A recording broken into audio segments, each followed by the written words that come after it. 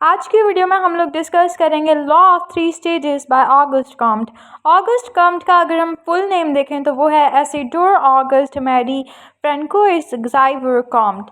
ये एक French philosopher, mathematician और राइटर हैं। इनकी डेट ऑफ बर्थ है 19 जनवरी 1798 और डेट ऑफ डेथ है 5 सितंबर 1857। इनको फर्स्ट फिलोसोफर ऑफ साइंस भी कहा जाता है मॉडर्न सेंसेस में, क्योंकि इनसे पहले भी बहुत ज़्यादा फिलोसोफर्स थे जो कि साइंस पे बात करते थे, लेकिन इनने बहुत ज़्यादा मॉडर्न तरीके से बात की। और इनका बहुत इंपॉर्टेंट रोल है डेवलपमेंट ऑफ सोशियोलॉजी में, क्योंकि इन्हें अपने वर्क्स में सोसाइटी पर, सोशल डिसऑर्डर्स पे और लोगों के जो बिलीव्स होते हैं उन सब पे बहुत ज़्यादा बात की। इनके ज़्यादातर वर्क्स उस सोशल डिसऑर्डर को ठीक करने के लिए लिखे गए थे जो कि फ्रेंच रेवोल्यूशन की वजह से हुआ था। फ्रेंच रेवोल्यूशन 1789 में हुआ था, जिसमें जो सोसाइटी थी वो पूरी तरह से चेंज हो रही थी। एक नई सोसाइटी में मॉडर्निज्म आ रहा था, तो उस सब को ठीक करने के लिए इनने अपने बिलीव्स पेश किए कि हमें जो अब चेंज आ रहा है ये पॉजिटिव है, और इस सब पे इनने लिखा। अगर हम इनके वर्क की बात करें लॉ ऑफ थ्री स्टेजेस को, तो ये इनका एक वर्क था the course in positive philosophy. उसके अंदर एक आइडिया पेश किया गया था और इसके अंदर 3 स्टेजेस हैं। ये कहती है कि सोसाइटी और सोसाइटी के अंदर मौजूद जो एक साइंस है वो 3 किस्म की मेंटल स्टेजेस से गुजरती है, तभी वो डेवलप होती है। कोई भी थ्योरी या कोई भी चीज़ जब डेवलप होती है तो उसके पीछे 3 स्टेजेस होती हैं जिससे उसे गुजरना पड़ता है। तो फर्स्ट स्टेज जो है वो है थियोलॉजिकल स्टेज, जो कि टोटली फिक्शन पर बेस करती है। इसके अंदर इंसान जो है वो ब्लाइंडली बिलीव कर लेता है हर उस चीज़ पे जो कि उसके एंसेस्टर्स उसे सिखाते हैं। और इसके अंदर जो सबसे मेन एलिमेंट है ना वो होता है सुपर नेचुरल पावर्स का।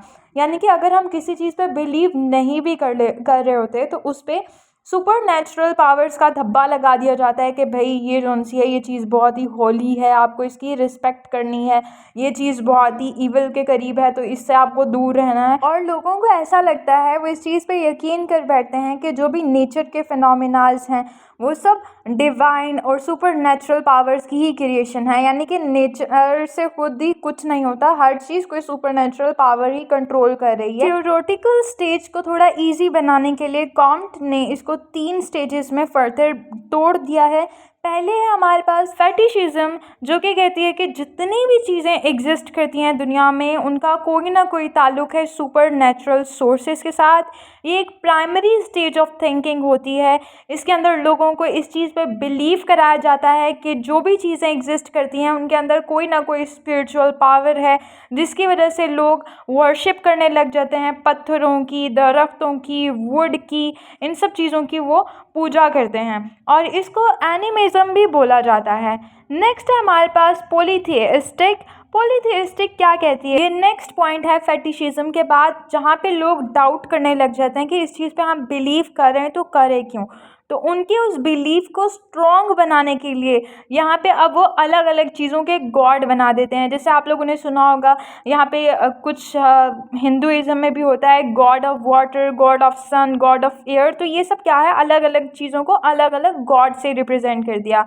जैसे कि वहाँ पे गॉडेस और ये सारी स्टोरीज़ भी आप लोगों ने सुनी होगी। ये क्रिश्चियनिटी में भी बहुत ज़्यादा है, तो ये वाले कॉन्सेप्ट्स लाकर उसको और ज़्यादा स्ट्रॉन्ग कर दिया जाता है। और लास्ट पर हमारे पास है मोनोथेइस्टिक। इसका मतलब होता है कि लोगों को एक गॉड पे बिलीव कराना या उनको ये बताना कि हर चीज़ जो है ना वो गॉड से ही जुड़ी हुई है। मतलब उनको एक मेन पॉइंट पे लेके आना, एक नुक्ते पर लेके आना, वो मोनोथेइस्टिक होता है। इसके अंदर हर चीज़ को किसी एक पावर से जोड़ दिया जाता है, जहाँ पे लोगों का पूरा फोकस चला जाता है और वो उस चीज़ को सच मान लेते हैं। तो ये थे हमारे पास थियोलॉजिकल स्टेज। थोड़ी सी कॉम्प्लेक्स है लेकिन इतनी मुश्किल नहीं है, आप लोगों ने इसको दोबारा से देख लेना है। नेक्स्ट है हमारे पास मेटाफिजिकल स्टेज। मेटाफिजिकल स्टेज ये एक एब्स्ट्रैक्ट स्टेज हम इसको कह सकते हैं, यानी कि इसके अंदर जो एक्सप्लेनेशन है वो सुपर नेचुरल चीज़ों की तरफ से एब्स्ट्रैक्ट नोशंस की तरफ शिफ्ट हो जाती है। यानी कि यहाँ पर जो एक पर्सन है क्वेश्चन करता है, वो रीजनिंग मांगता है, वो हर चीज़ के पीछे वजह मांगता है, आखिर मैं इस चीज़ को गॉड मानूं तो मानूं क्यों। ठीक है, यानी कि वो हर चीज़ पे क्वेश्चन करता है, आखिर ये ब्लैक कैट जो है वो बुरी चीज़ों को क्यों सिंबलाइज कर रही है, हालांकि वो भी क्यूट है, वो भी एनिमल है, उसका क्या कसूर कि उसका कलर ब्लैक है ना। तो यहाँ पर लोग क्वेश्चन नहीं करते हैं। इस स्टेज को स्टेज ऑफ इन्वेस्टिगेशन भी बोला जाता है, जहाँ पे लोग रिलीजन पे और अथॉरिटीज़ पे क्वेश्चन करते हैं। जैसे कि कोई किंग है, उसके पास बहुत ज़्यादा पावर होती है, लेकिन फिर भी वो लोगों के साथ नाइंसाफ़ी करता है। तो यहाँ पे जस्टिफिकेशन पे बात होती है, जस्टिफिकेशन ऑफ यूनिवर्सल राइट्स। और वो यहाँ पे वो ये भी कहते हैं कि जो ह्यूमन राइट्स हैं और जो यूनिवर्सल राइट्स हैं, ये सबसे ज़्यादा सुपीरियर है। लेकिन जब एक ह्यूमन रूलर बन जाता है ना, जब एक इंसान जो है, कोई किंग है या हायर अथॉरिटी का कोई बंदा है, वो इस चीज़ को तोड़ देता है। आखिर ऐसा क्यों होता है? और यहाँ पे एक्सप्लेनेशन फेल हो जाती है एक सेटिस्फाइंग आंसर देने के लिए कि रियलिटी में और जो कुछ हो रहा है ये क्यों हो रहा है, इसका कॉज क्या है। और यहाँ पे लोग जो हैं वो गॉड को एक एब्स्ट्रैक्ट पावर की तरह भी समझते हैं, यानी कि उस पर यकीन करते भी हैं लेकिन नहीं भी करते, और बस बहुत अजीब सी सिचुएशन हो जाती है। तो अब इस सब चीज़ों को ठीक करने के लिए एक लास्ट स्टेज आती है जो हमारे माइंड में आती है। तो हम कंक्लूजन करते हैं, अपने रिजल्ट्स अपने दिमाग में बनाते हैं कि क्या चीज़ सही है क्या गलत, और उस स्टेज का नाम है पॉजिटिविस्टिक स्टेज। इसको साइंटिफिक स्टेज भी बोला जाता है, ये दोनों बिल्कुल सेम हैं। ये रिजेक्ट करती है सुपरनैचुरल और मेटाफिजिकल एक्सप्लेनेशंस को, और ये एक्सप्लेन करती है मॉडर्न एरा से जो भी चीज़ें हो रही हैं वहाँ पर, उनको साइंटिफिक बेस पे, साइंटिफिक नॉलेज के बेस पे प्रूव करती है। क्योंकि अब साइंस पे तो सब बिलीव करते हैं ना। अब कोई भी चीज़ है, ये चीज़ अच्छी है, ये चीज़ बुरी है, तो पीछे हम साइंस देख रहे होते हैं, आखिर ये अच्छी क्यों है, ये बुरी क्यों है। ये वाली स्टेज फ्रेंच रेवोल्यूशन के फेलियर के बाद आई थी, और इसके अंदर लोगों ने अपने प्रॉब्लम्स के सॉल्यूशंस ढूंढे थे। जो भी उनके सोशल प्रॉब्लम्स आ रही थी, उनके सॉल्यूशंस आ रहे थे, ह्यूमन राइट्स फैलना शुरू हो गए थे, और यहाँ पे साइंस ने आंसर करना शुरू कर दिया था लोगों के क्वेश्चंस को। क्योंकि साइंस जो थी वो टोटली बेस करती थी एक्सपेरिमेंटेशन पे, ऑब्जर्वेशन पे और एविडेंस पे, और लोग उस सब पे अच्छे से बिलीव कर सकते थे। और ये वाला जो सा कॉन्सेप्ट था हमारे पास ऑगस्ट कॉम्ट का, ये कार्ल मार्क्स और जेरेमी बेंथम से काफ़ी हद तक मिलता जुलता था।